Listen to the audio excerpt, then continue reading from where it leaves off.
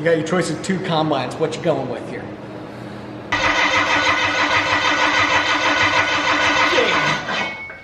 I thought I was the only one.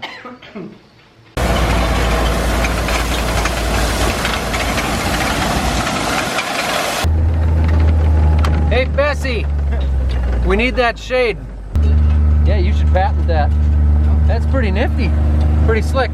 So we're driving them to the corner here. They don't know yet that we've opened this gate so that they can access the sorghum Sudan grass over here and get to that shade. And there's Mitchell, our friend from Continuum Ag.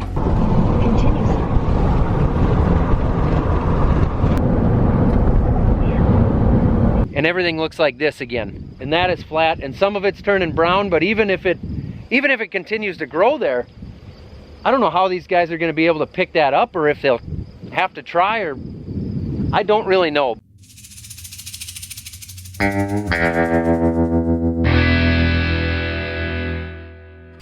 Day 2 of my Iowa travels, and today's gonna be a little bit different. Right now, I am in southeast Iowa, in Washington County here. Washington County has a massive amount of cover crop acres. And I'm here with Mitchell Hora. Mitchell is the co-host with the Fieldwork podcast. He hosts that with me, which is probably the 2nd best podcast in the world. Yeah, I thought we were going for we haven't got first We're yet. getting there, yeah, we're climbing the ladder in a hurry. We haven't launched season 3. That's true, yeah. And let's be real, I mean, we can just say whatever it is and people will believe us. We are down here, we're gonna be visiting several farmers talking about what they're doing with conservation efforts down here. We're here with Rob Stout right now. We're actually standing on top of a bioreactor, which I always think sounds like some sort of an 80s hairband. Yeah. But really what it is it's a box of wood chips for water to filter through as it's leaving the fields to control the nutrients coming through that water. And so the natural process of the organisms within the wood chips eats away at the nitrogen within the water. Is that correct? That's exactly correct. What's the physical size of the bioreactor that's below us? It's around 30 or 35 feet wide by 90 feet long, and it was 6 feet deep originally. So is this where they'll actually take the samples to test the water coming through there? So okay. I need to pull one more up. Rob's got this big old long tool that he's going down to the bottom of the bioreactor, and it's got these little slides on it. And these slides are little stoppers for the water.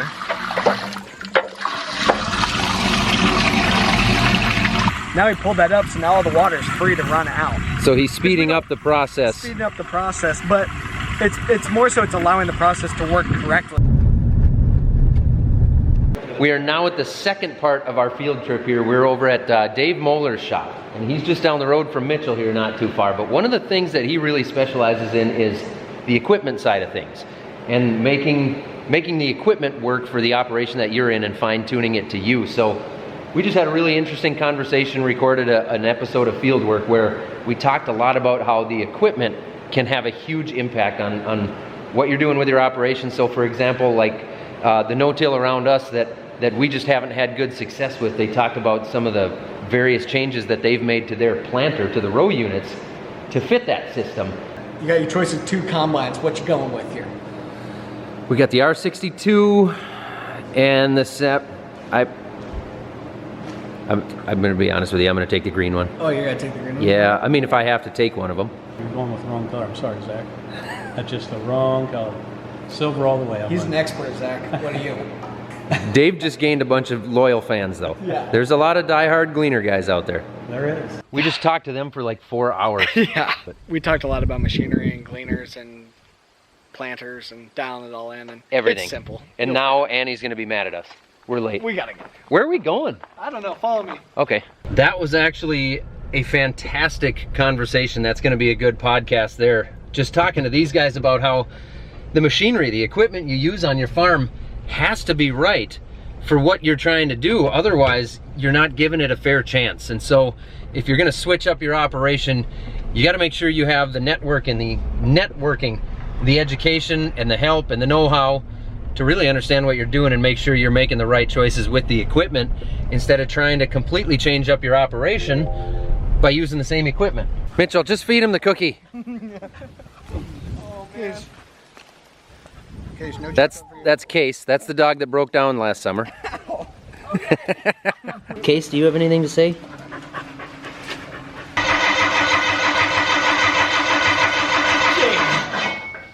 I thought I was the only one. Ask him who he is. He's the fountain of knowledge. What do you want to know? I don't know if there's enough room in my head to hold an entire fountain worth of knowledge. I'm an expert. An X is a has-been and a spurt's a drip under pressure, so. There. See, that was everything I needed. There you go. Didn't know that before.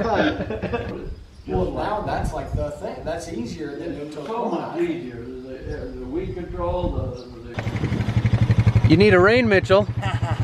We need some rain. You do? Or it's getting a little dry. A little dry. But it's coming along. We're Yeah, okay. it looks okay right there. Let's see if it's... Oh, See you what picked, we're gonna you have picked a here. good one though. No. This is an average year. We're gonna be just It's a baseball fine. bat. This is all of Iowa. There's no issues going on in Iowa.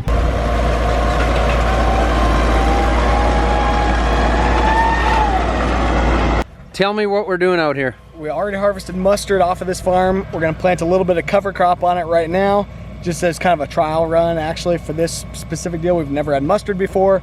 We've never drilled in cover crop this early. It's a little trial today. We had barley on the whole field. We harvested barley on July 2nd and we planted these beans on July 3rd. So it's a double crop. This up here was 17 acres of mustard that we already harvested. Now we're gonna plant cover crop on it, see what happens next year, but everything's a test plot. Mustard stubble and grasshoppers, little ones all over the place.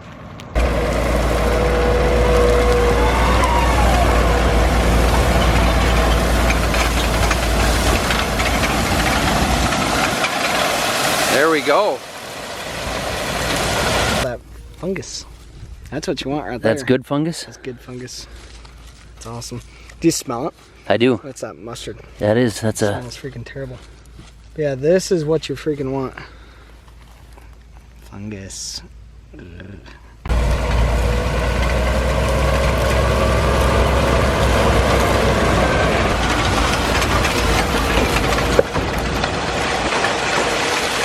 Well, that's pretty cool.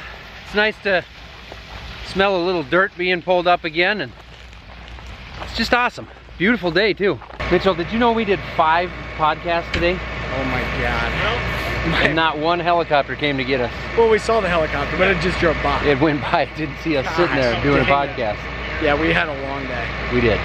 Luckily, it's like 6:30. It's not even 5 o'clock. It's time for beer. I like it. Day 3 in Iowa. If you guys are interested in how the Fieldwork podcast works, this is how we do it now that COVID's a thing. What is that? The Fieldwork podcast here has officially set up in the middle of a cow pasture. That's how things are done around here. I like it. Just something that's evolved from 40 acres and a mule, you know, to where we're at now. And Well, we're done with our last podcast. I gotta walk in here. So we're right by Washington, Iowa right now. And from the road, obviously the damage looks pretty minimal here compared to stuff that is north and west of here. But when you get in here, you can see they definitely got some wind. Things are kinked over a little bit more inside the field, at least in this spot, than they are on the outside. But it's one-handed, but the corn is here. If you build it, he will come. I'm gonna leave the field. That was a Field of Dreams reference and an attempt at humor. So now you're done being a radio star, we're gonna farm for a little bit. Start working now. You're gonna start working, I'll hold Yeah, the camera. Well, I thought you were gonna do the work. We're getting ready to move cattle fence. The first thing we have to do is tear these poly wires down, utilize the wires and the reels and the fence posts for that to give them a fresh slice of forage in this warm season mix. Oh, there's the goats. They're going to town. They are. You guys need to eat faster, you'll be able to find your way out of there. Yeah, that metal wire's hot there. See, I'm doing work. So it's easier to have just one spot with the water. You ever take this off any sweet jumps? I mean, sometimes. I'd put some in here. You can put a nice tabletop in here hidden in the sorghum. I would like to. You want to see a heel clicker? Oh yeah. Here we go. All right, do that again. Do it again. Oh, that's pretty good. This guy's flexible. You want me to hit it and dump Charlie? Yeah. I mean, I personally think it'd be hilarious. That would be funny. guys just wait right here. Yeah, should we bring Beer? that too? Well, yes. Hey, Bessie, we need that shade. Yeah, you should patent that. That's pretty nifty, pretty slick. I mean, I am an engineer, so There you go. That's fully, Obviously. fully designed right there. Now they're hanging out in our recording studio. Go on, get. Yeah. Yeah. Yeah. Yeah. So we're driving them to the corner here. They don't know yet that we've opened this gate so that they can access the sorghum Sudan grass over here and get to that shade. And there's Mitchell, our friend from Continuum Ag. Now they're pumped.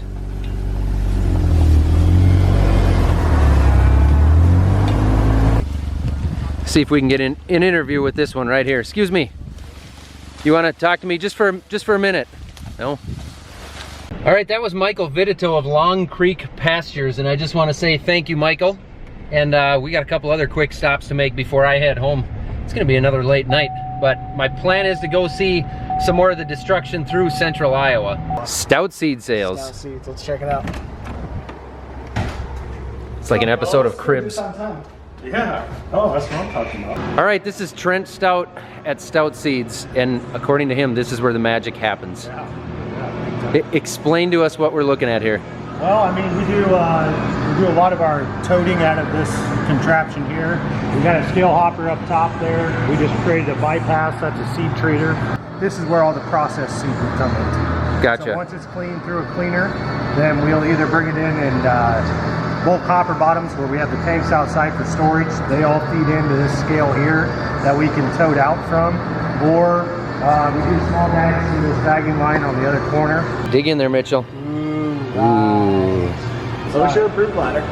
Oh gosh. With the hammer on top, just like OSHA wants. This is where the hammers for that. Ooh, look at that. It's unbelievably impressive. That's pretty cool. So the nice thing about these horizontal mixers is they don't damage the seed near as bad when you have things like peas and radishes with hard coatings. Yeah. This is like bulk rye. One of them might be wheat. One of them might be oats, but for the most part, this is rye. This is the popular stuff. This is the majority of what people want. And this guy distributes to like retailers and stuff. He's loading trucks of blended trucks or sourcing trucks that completely bypass this system altogether. Because when you're buying in volume for a majority of Iowa, it takes a lot of rye, and you got to know the right people, and that's what these guys do is get on the phone and get the guy what they need. One last stop before I head through the central part of the state again on the way home to see what's going on. We're gonna go try and make some kids' day. All right, guys, we got Blake and Tate and Jade. You know, Tate, I gave you a new hat last night to get rid of that Welker hat, and I see you switched hats again already. Yes.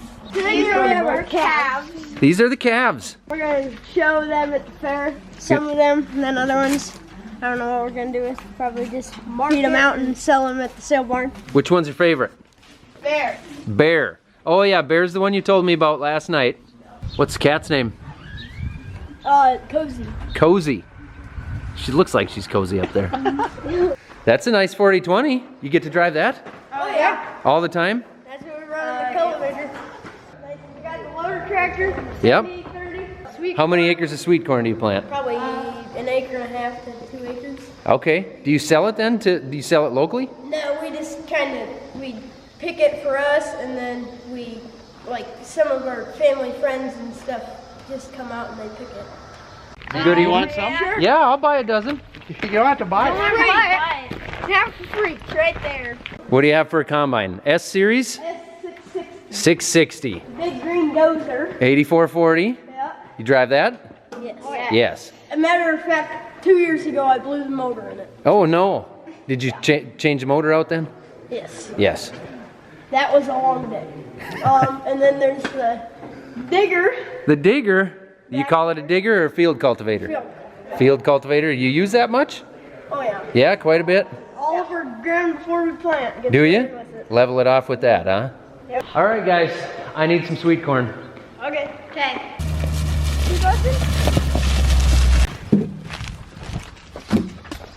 There we go. Are those the best ones in there? Sure. Sure.